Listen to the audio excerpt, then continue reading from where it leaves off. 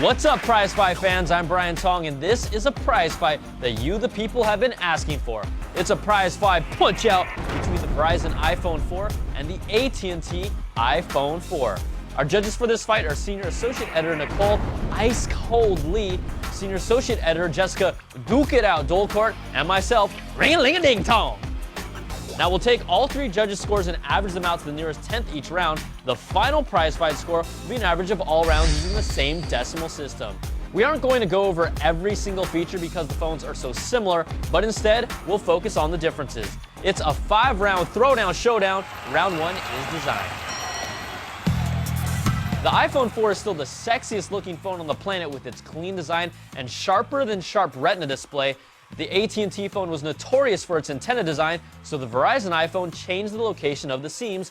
But if you squeeze hard enough, you'll still have similar problems, even if it's been way overblown. We're calling this round even at 4.7. Next round is controls and user interface.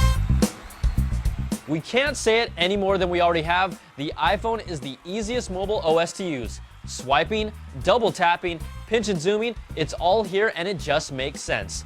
Now, when my 1.5-year-old nephew can navigate the apps and YouTube, you know it's a good thing. Round 2 ends up in another tie with a perfect 5 from all of our judges. So after averaging 2 rounds, we're even at 4.9. Next round is features. Finally, a round where there's differences to compare.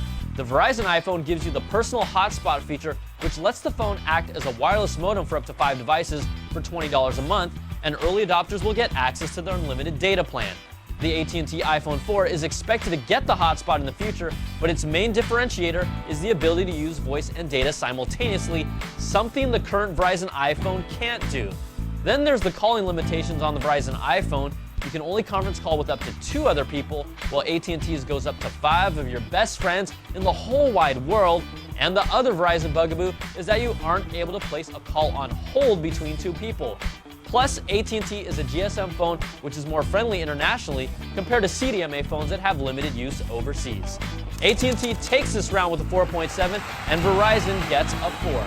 Next round is web browsing and multimedia. Whether it's Verizon or AT&T, the iPhone 4 is still hands down the best multimedia experience on a phone with its top-notch media player and interface. Movies look amazing on its screen, and the iTunes Store gives you access to boatloads of content you won't find anywhere else. Then the Safari browser is still one of the best mobile browsers, even without Flash support. It's another tie and a perfect 5 for both phones. So after averaging 4 rounds, the AT&T iPhone 4 leads by 0.2 of a point, but the final round that decides it all is call quality and performance.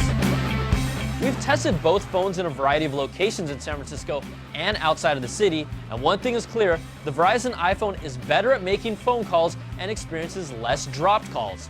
Call quality is pretty solid and very clear for both phones when you have a solid signal, but one area where AT&T has an advantage is with data speeds.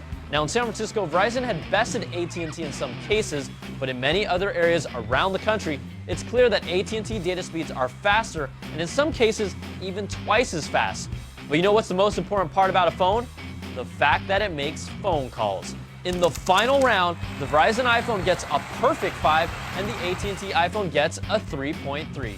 So let's average out all 5 rounds, and in an epic battle where we were tied 3 times, AT&T went into round 5 with the lead, but Verizon came back strong with a perfect score, taking this battle 4.7 to 4.5 and is your prize fight winner.